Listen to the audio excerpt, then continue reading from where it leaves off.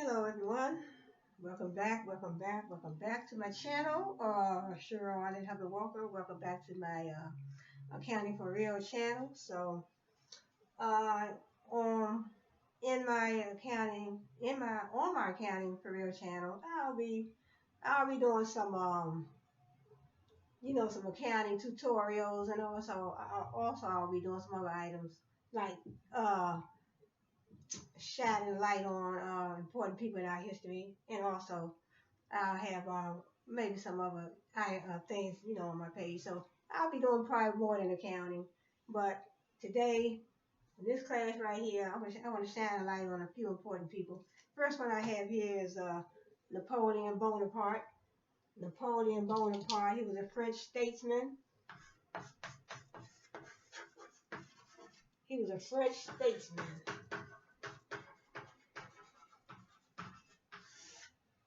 He was a French statesman and military leader who rose to prominence during the French Revolution and led several successful campaigns during the French Revolutionary War. So he was a French statesman.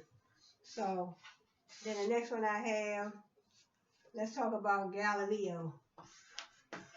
Galileo. Galilei.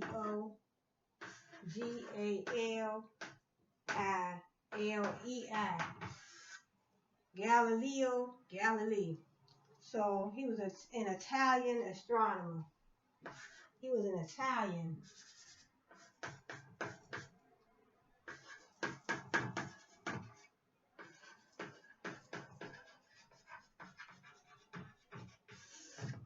He was an Italian astronomer. He was also a mathematician, philosopher, and engineer. He was called the father of observational astronomy, the father of modern physics, the father of the scientific method. So we all heard about the scientific method. If you have, if you have taken science in the past, then you should know about the scientific method. Uh, he was also called the father of modern science, known for observational astronomy. And one of his quotes were, uh, all truths are easy to understand once they are discovered. The point is to discover them. So in other words, all truths are easy to understand, but the idea is to discover the truth. So in other words, they're easy to understand once you discover your truth. So in other words, what is your truth?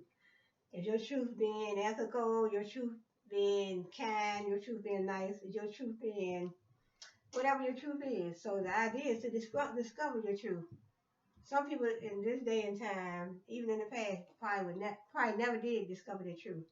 But if you discover your truth, in other words, he's saying that it's easy to understand. Uh, it's easy. It's easy to understand your truth, but the idea is to discover your truth first.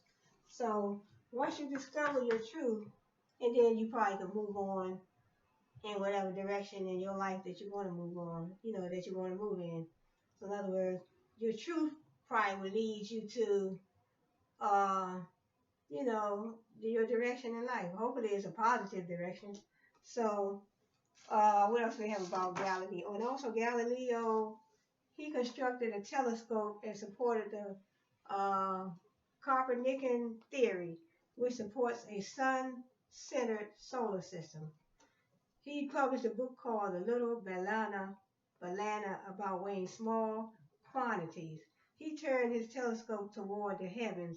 Using his telescope, he observed the moon and found Venus had phases like the moon, proving it rotated around the sun, which refuted Aristotle that Earth was the center of the universe. So Aristotle felt that the Earth was the center of the universe, but Galileo, the Italian astronomer, he felt that the moon. He said using his telescope, he observed the moon and found Venus had phases like the moon, proving it rotated around the sun. So he felt the moon rotated around the sun. So Galileo, he felt that the moon rotated around the sun. But Aristotle felt that the sun was the center of the universe. He said around the sun, which Aristotle felt that the earth was the center. The earth was the center of the universe. So Aristotle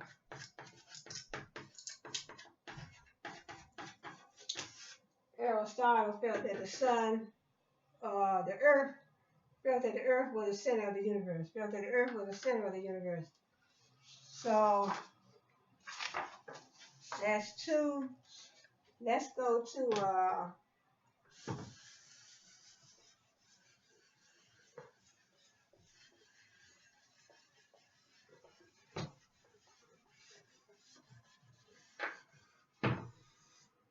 so also have Ulysses S. Grant.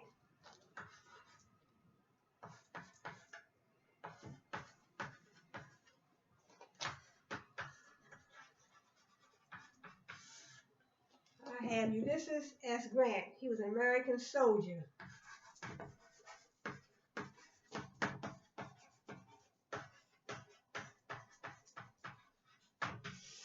He was an American soldier and politician who served as the 18th president. He was the 18th president.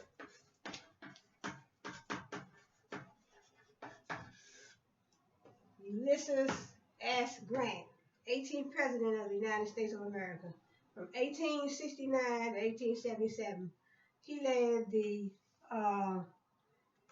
the Unison Army in winning the American Civil War. He commissioned Mark Twain to publish his best-selling memoirs.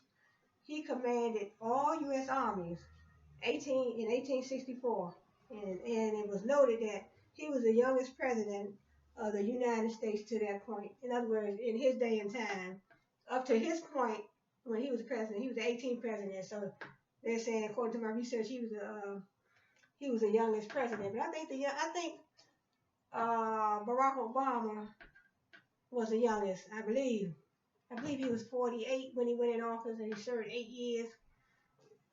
He served his 8 years, and Ulysses S. Grant, he served 8 years as well. He served 1869 to 1877, so that's 8 years.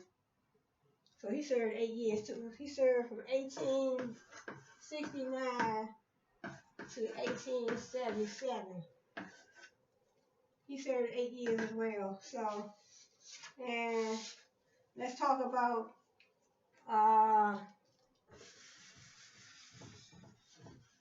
Johann Sebastian Bach.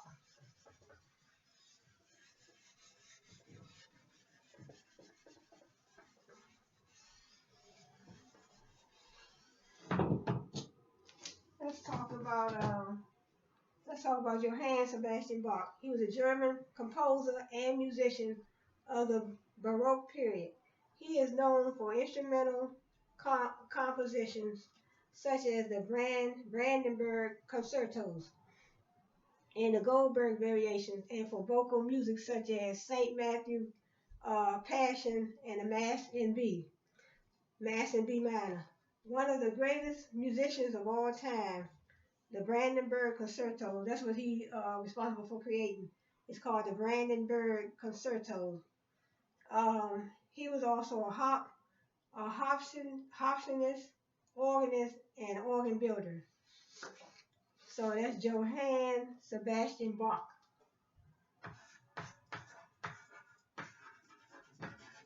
Sebastian Bach. Johann Sebastian Bach, German composer.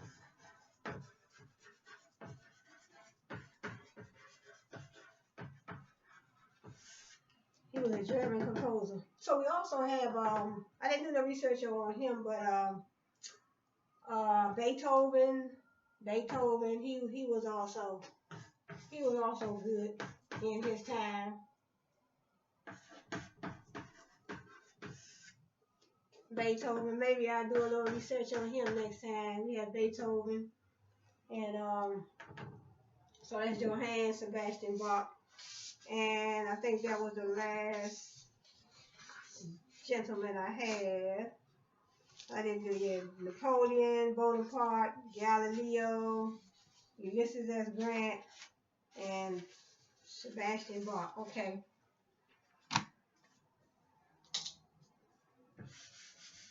So I will probably look up, oh boy, so won't call.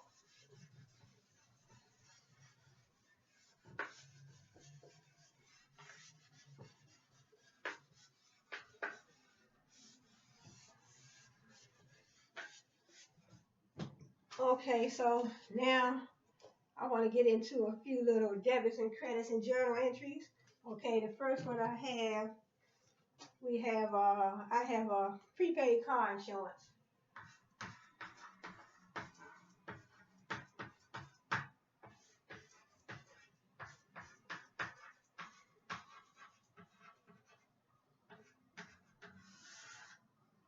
So in other words, if I have prepaid car insurance, so in other words, my company owns,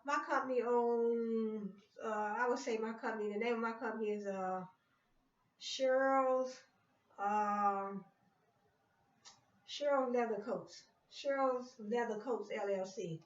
So I got Cheryl's Leather Coats LLC. Cheryl's Leather Coats LLC. And I purchased some prepaid insurance. So prepaid insurance are $6,000. So what I want to do is the journal entry would be prepaid. In other words, we always start out with our debits and our credits. So prepaid insurance. So I have prepaid insurance, and then I'm gonna have cash. So in other words, if I prepay my insurance, it's definitely gonna have to come out my cash account. So prepaid insurance is an asset. So I want to debit my prepaid insurance, debit prepaid insurance, and then since it's coming out of the cash account, I'm gonna credit my cash account, $6,000. So that's like my journal entry. So in other words, prepaid car insurance. I have a van for my company, and a van for my company I needed to, get around, take care of my business. So I had to have insurance for my van, for my business. So Cheryl's, my company is Cheryl's Leather Coats, but I still need a van to get around, take care of my business. So I purchased some prepaid insurance, and I paid. In other words, prepaid means I paid it up for about 5 or 6 months, or how many months that I paid it up. Prepaid. Pre means to pay ahead of time. In other words, you paying for your insurance before you even use it up. You might use a month of it, you might use 2 months of it, but prepaid insurance. So I want to debit prepaid insurance since it's an asset, and credit cash. So yeah, credit, debit my credits. So that's the journal entry. And then when you do your ledger, ledgers are just your little T accounts. So in other words, I'll do prepaid insurance.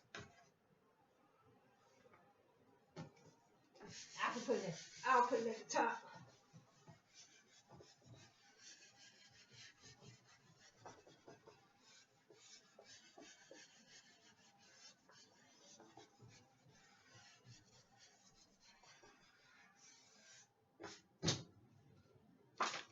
So that was prepaid insurance. So then when I do my ledgers,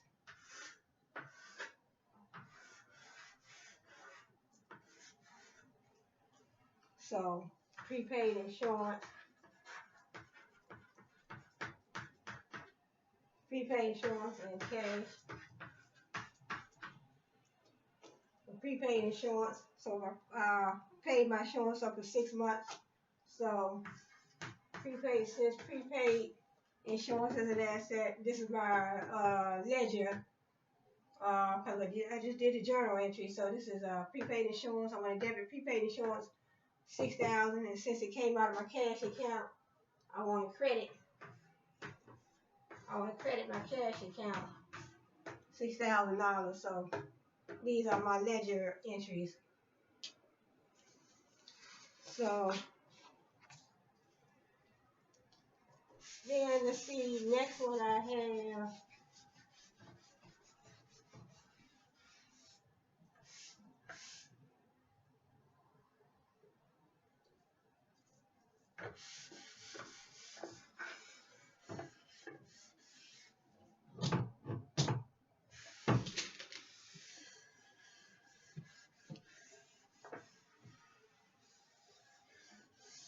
So the next one I have Cheryl's Law Firm LLC. So in other words, I have a law firm as well. Also, I had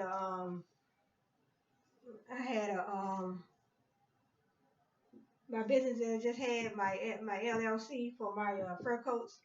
So I needed my van. I had my prepaid insurance. So this time I have another business, and this business is Cheryl's Law Office LLC. So we have Cheryl's Law Office. It's a LLC. It's a limited liability company. So a limited liability company, a lot of lawyers may tell you that a limited liability company is the best kind of company to have because if you have a limited liability company, then your liabilities put it plural or put it plural in your company. Your liabilities are limited. So in other words, somebody trying to sue you, they cannot personally sue you and get into your checking and your personal savings and your personal checking.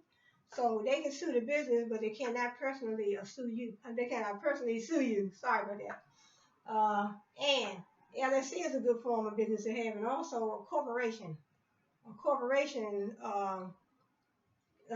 it's sort of like an LLC as well. So they you can't sue the personal shareholders. See, corporation is built on shareholders. In other words, you buy shares of stock, you own part of that corporation. So you can't be personally liable for your personal assets. So corporation and the LLC, limited liability company, those are the two best forms of business to operate. So Cheryl's Law Office LLC, and this time I have I owe money on accounts payable. So this is a journal entry. So I want to do if I owe money on accounts payable, I'm gonna go with first let's put our debits here and our credits here. So we got cash and accounts payable.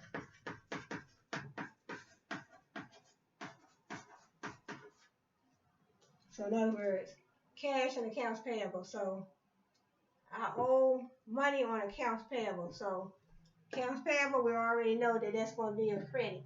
So that's 5,000, and it's going to have to come out of cash. So I want to debit my cash account.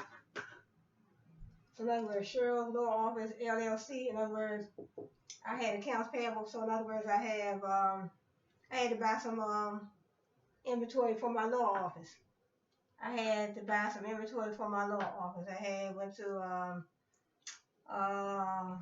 what's that? Not Home Depot, but one of those office supply stores. And I had to purchase some office supplies, and so, but I created accounts payable, so I want to credit my accounts payable. So credit my accounts payable 5,000, and I want to debit my cash account 5,000 because the money. So in other words, it was accounts payable, so it still had to be. In other words, it was paid, so it goes back into the cash account. So cash accounts payable. So that's how that one is. And also you can have your little journal entries, cash. So journal entries is basically just your T account. So you got cash and accounts payable.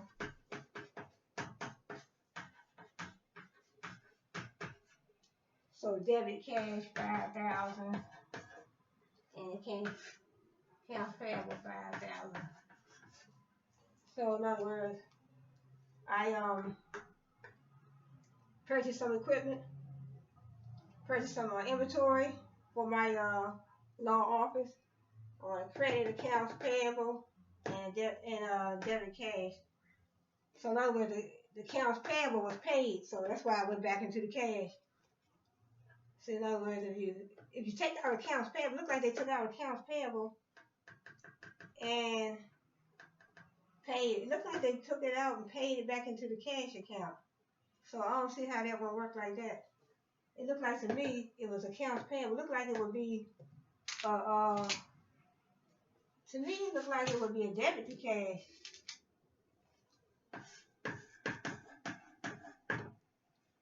That would look like it was accounts payable. It was paid. It was accounts payable, but it wasn't paid. It was just taken out. So in other words, it was accounts payable taken out. It looked like in other words, accounts payable was created. So I think I'm gonna credit the cash on this one. I think I'll credit cash on that one. Yeah, I think I'll credit cash. Because it seems to me that it seemed to me like it wasn't money going into the cash account.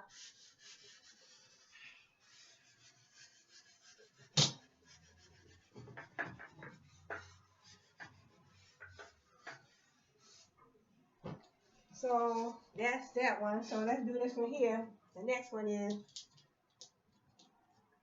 so in other words, I still have my business. So in my business, I invest 100,000 in some common stock. So my debit's over here, my credit's over here. I invested 100,000 in common stock. So this is gonna be my journal entry.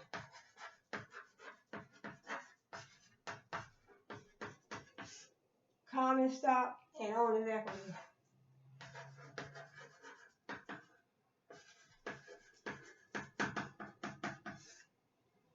So in other words, I invested 100,000 in a common stock. So I'm creating an asset, common stock. So I'm gonna debit common stock 100,000, and then I'm gonna credit my owner's equity 100,000. So I purchased some common stock for my business, and I created an asset. So common stock debit 100,000, owner's equity 100,000. Then my journal entry, my ledger entry. This is the journal entry right here. So that would be a journal entry. This is journal entry at the top. And then the ledger entry would be common stock. Common stock and owner's equity. It would be common stock debit 100,000. And owner's equity would be a credit 100,000. Common stock, I want to debit common stock 100,000, and I want to credit owner's equity 100,000. So I think I got one more.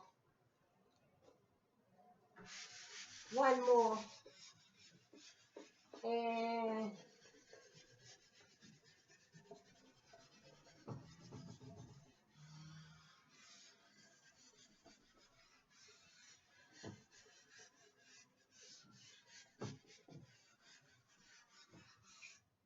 okay, so this is the last one for the, okay, I have, in other words, let's do Cheryl's Retail. I have another business, Cheryl's Retail. Cheryl's Retail. In other words, Cheryl's Retail. I have this company, Cheryl's Retail. Say for instance, I'm selling fur coats, jeans, jackets, t-shirts, whatever, retail sales. So in this one, I had to purchase some equipment for my office. In other words, I have my retail sales, Cheryl's Retail. I want to be another LLC. limited liability company, so I don't want to be liable in case somebody try to sue me. I don't want to be liable, so they won't be. I don't want to be personally liable, so they won't be able to get my personal bank account, my checking or my savings or my credit union accounts or whatever I have. So I purchased some office equipment, uh, 50,000, because I still want an office. So in other words, I have a retail sales, but I have an office as well. I have to, because I want to, go in my office, take care of some paperwork. I have my computers and all that. I have those items that I need. So I purchased some office equipment for 50,000. So we're gonna go with office equipment.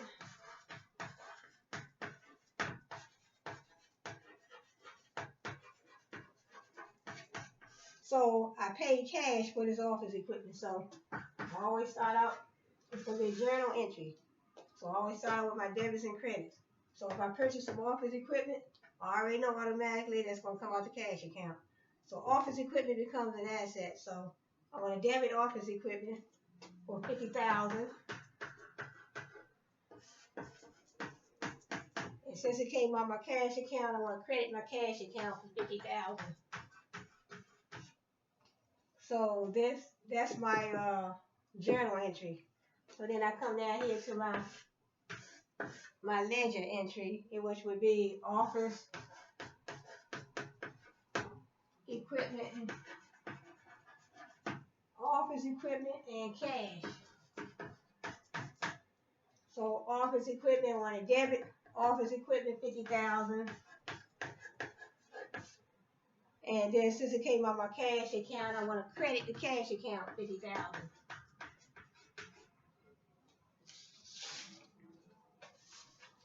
So these how I have my little charts that I had made up.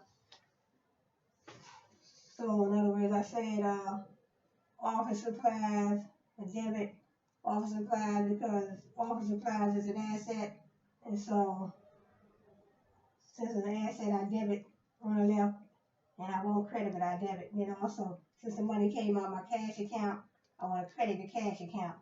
So that's Cheryl's retail sales, and then running another LLC. So that's what that is. So that's that one. And then also I have these are just the other ones that I had that I just did previously.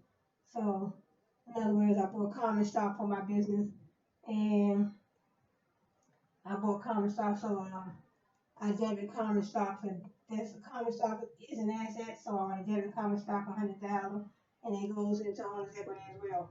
Credit owner's equity. So that's common stock I bought for my business.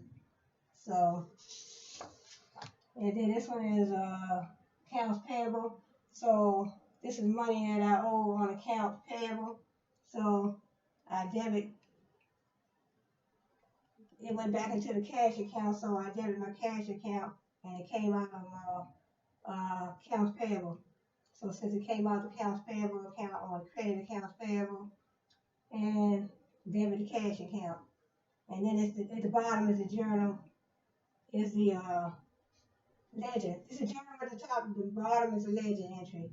So we have cash, we debit cash, 5,000, and credit accounts payable 5,000. So that's the journal entry at the top and a ledger entry at the bottom. And then I have this another journal entry at the top and a ledger at the bottom. So this one was prepaid car insurance. So since prepaid car insurance is an asset, so what I did was I debit prepaid car insurance, and it came out of cash, credit cash. So in other words, it was a prepaid insurance, so it had to be paid. So the money came out the cash account. So I want to credit the cash 6,000 and debit prepaid insurance. So then this is the ledger entry. We want to debit prepaid insurance, and credit cash.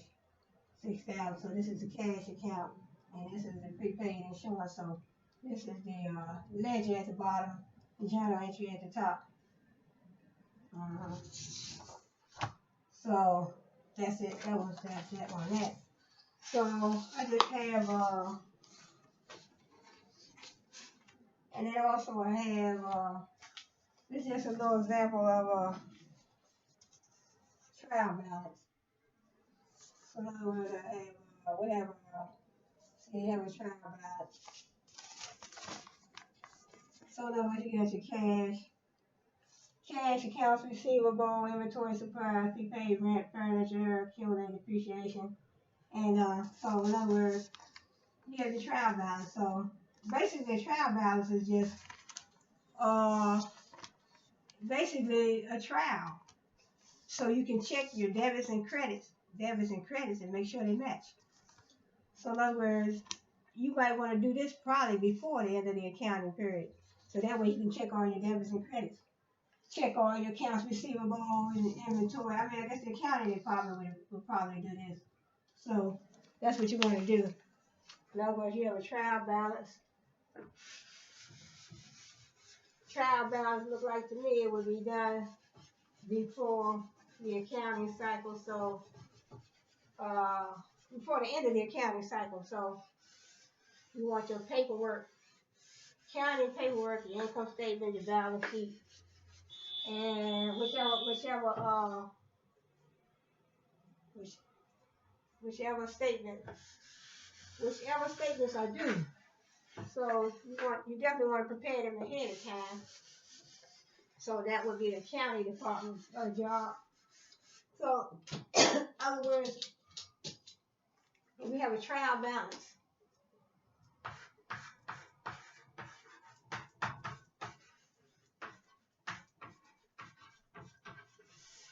So in other words, we have a trial balance. Basically, you want to definitely make sure your debits and your credits match.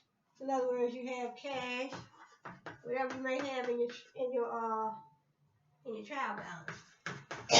You have your accounts receivable. You have inventory. And then you have prepaid rent. And then also you have furniture. I have furniture.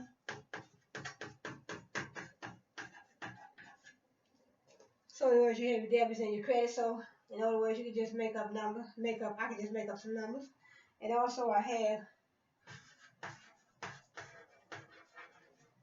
salary payable. Say for instance, salary payable definitely probably would be a credit. Say for instance, that's 200. Salary payable 200,000. You have cash 100,000. And then you have accounts receivable. Your accounts receivable 50,000. And then you have inventory. Inventory can be 20,000. And prepaid rent. See, this gonna be a credit because prepaid rent is an asset. Inventory is an asset. Accounts receivable, cash. Now salary payable.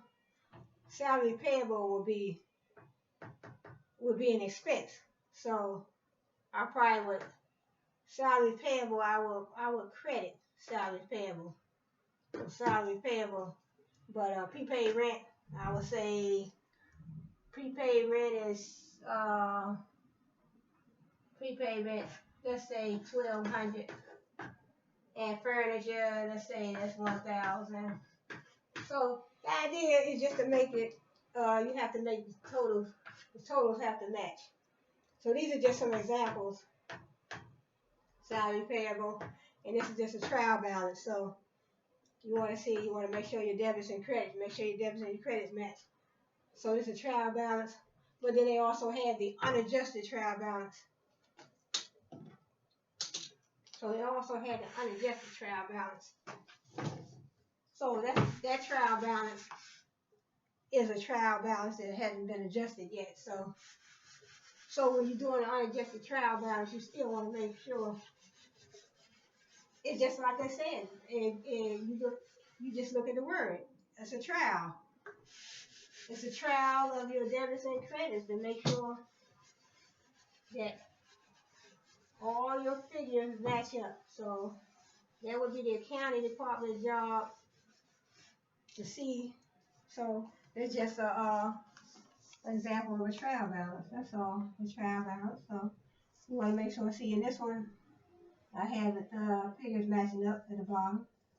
So you want to make sure they match at the cash, accounts receivable, inventory, supplies, prepaid rent, furniture, accumulated depreciation, accounts payable, salary payable. Okay, so that's that. One more thing that I have to go over, and just wanted to show you that my last class, I think I was talking about this book here, Python, for everybody. So I was showing you that this is a programming book. So, and it's good for everybody to learn. So it's been a lot in the news about STEM, science, technology, math, and programming. So all that's together. So what I have here, this is just a copy. This is just a copy of a program. So this program, in the book, it says when you're trying to tell somebody goodbye, it says trace back, most recent call, file, name error, file. If you don't mind, I need to leave. File. If you don't mind, I need to leave. Syntax. So in other words, they're just saying that there was an error in this program, and all they did at the bottom was type quit, and then I guess that alleviate this program right here. So in other words, sometimes there could be an error in the program, and sometimes one word can mess up your whole thing. So this program was trying to tell somebody goodbye. So in other words, programs are created when you get a computer instruction to tell the computer what to do. So I think I have another example.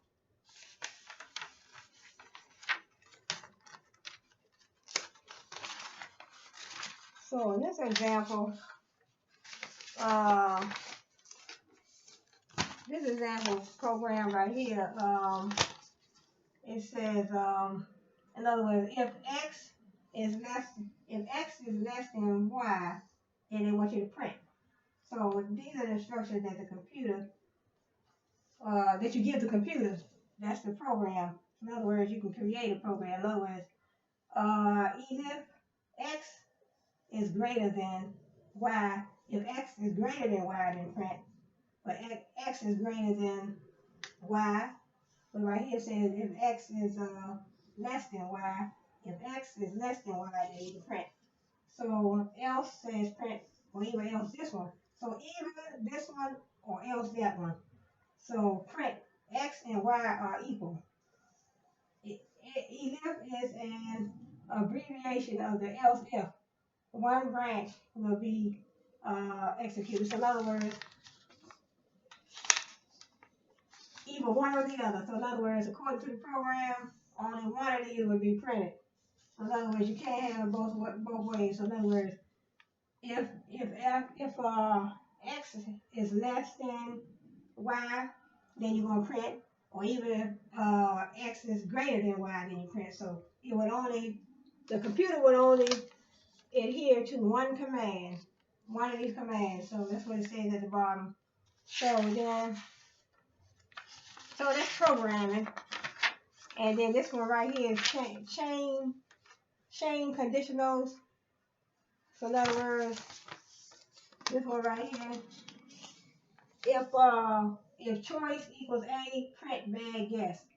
If choice equals B, so else if, I guess that's else if. Else if choice equals B, then you're gonna print. That's a good guess. Else if choice equals C, print. Close but not correct. Close but not correct. So in other words, then it said A, then it gives you the variables at the bottom. So in other words, it gives you the variables at the bottom. See? So in other words, if you choose this choice, then print. So in other words, depending on what command you put in, you type in the computer for your program. If you want this choice, then it's just tell you to print. So I say a good choice. If you want this else if, and then you print. So then you have the variables down here, and it says A equals 35.0, B is 12.50, C is A, and then so in other words, it's giving you the variables, but then it's telling you to print C. So C is telling you to print A times B. So see what A, see the variable for A, the total amount. So you're going to be printing 35 times 12.50. So in other words, it say print C. So C. When you print C, it's going to give you a calculation for these two variables right here. And then over here, you get your hours, you got your rate, pay hours. So it said pay equals hours times rate. So in other words, pay equals hours times rate. So what the computer is telling you, the program is telling you to print the rate. No, print the pay. So print the pay. So the pay is a pay equals hours times rate. So you pay equals hours times rate. So according to the program, it's going to tell you print the pay. So it seems like, in other words, this is just a few little examples that I had. In other words, if choice equals A, then print. So in other words, if choice equals A, then you print. If choice equals B, then you print. And if choice equals C, then you print. See, so in other words, according to the instructions, for programming, the computer would only print one. So, in other words, so this seems like something to get back into. I might try to get back into programming and learn. So that's that. And this is the book right here, a Python for everyone. So I guess that's all for today's class. So just a few little debits and credit. And as I said, this is a professor that taught this class, and he wrote this book. That's his name right there, Charles Severance. Yep, Charles Severance. He the one that wrote this book, Python for everybody. So yes, Python for everybody. So they give you a little charts and everything to go by.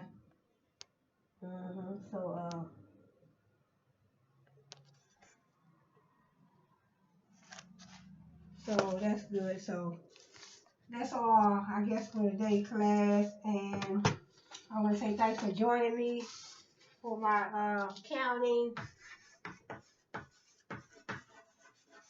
Thanks for joining me for my accounting. Basically, this is my accounting basics. So just remember this equation. Remember the equation.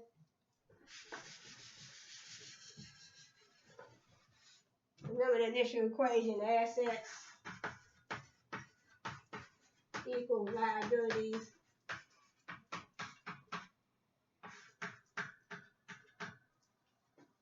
plus owner's equity.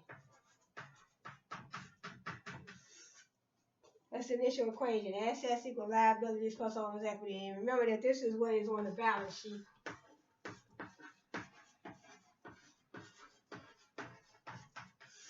That's what's on the balance sheet. So what you do, add all your assets up. Add all your assets. Then you add all your liabilities. Add your liabilities to your owner's equity. And then you should have the same total on the right side as you have on the left side. All my assets should equal my liabilities plus my owner's equity. So that's what's on the balance sheet.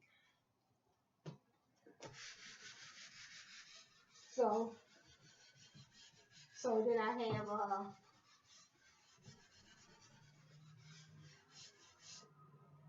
have revenues.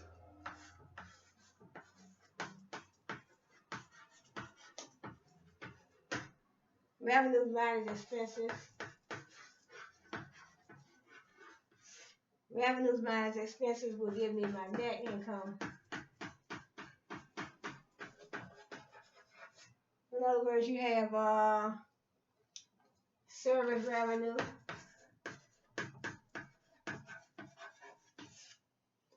You have service revenue, you have interest revenue.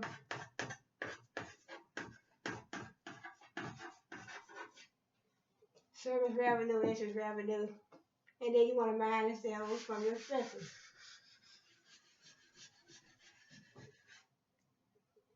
So you want to minus them from your expenses.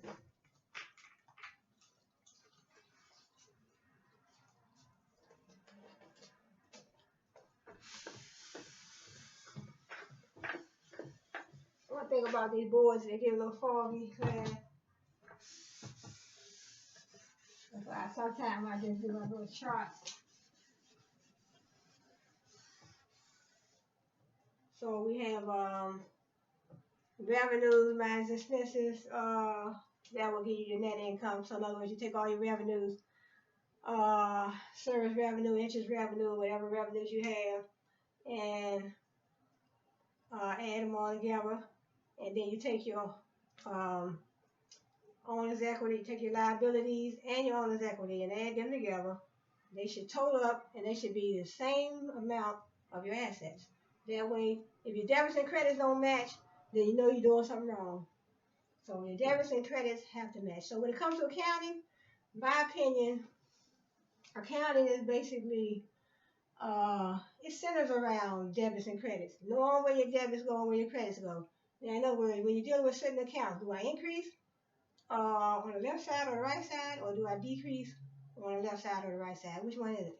So in other words, as I said earlier in my previous videos, when you have a cash account, when you have an asset account and a liabilities account,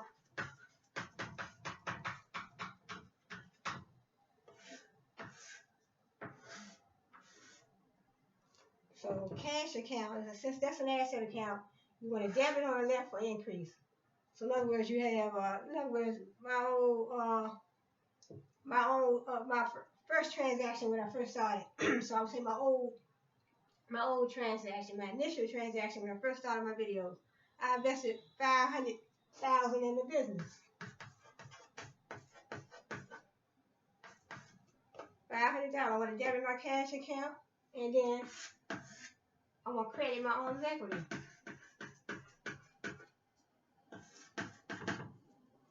So, in other words, when it comes to an asset account, you want to debit on the left for increase. So, cash in my business, I invested in my business. My business is Cheryl's paint and plastering company. Cheryl's Paint and Plastering LLC. I just started my business. I want to put some equity in my business, $500,000. I want to debit my cash account, $500,000. I want to debit for increase on the left. And then I want to credit my owner's equity account on the right, $500,000. So when it comes to a liabilities account, something like accounts payable,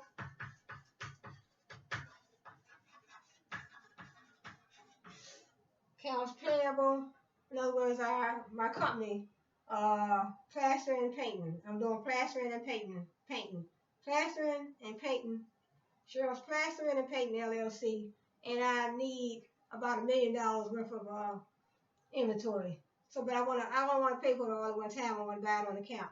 So I want to create an accounts payable with Home Depot. Say for 500. I say for $1 million. So I want to create an accounts payable for $1 million. Home Depot. So in other words, if that's $1 million, it's still gonna have to come out the cash account.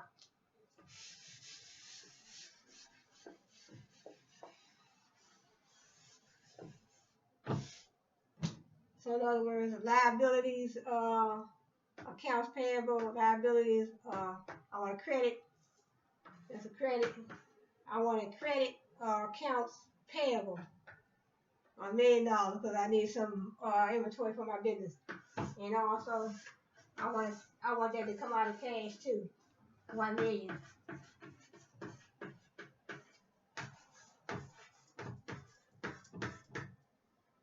So I want that to come out of cash. I want to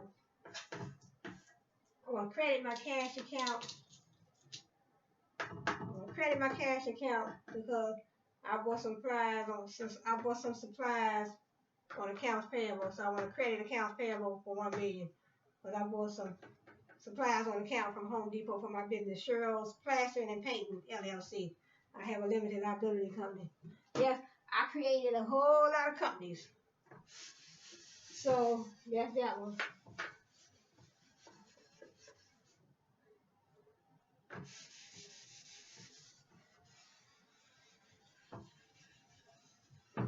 So class, I'm gonna close out on this note today because I want to close out. I want to say thanks for joining me for my Accounting for Real channel, and I hope to see you back here. Same place, same channel, same time. Glad to see that you joined me and hope that you are learning some of these debits and credits. So I'll see you next time on my Accounting for Real channel, and I hope you had a nice New Year. So I want to say you all have a good one, and I'll see you back again. So, all right, take care. Have a good one.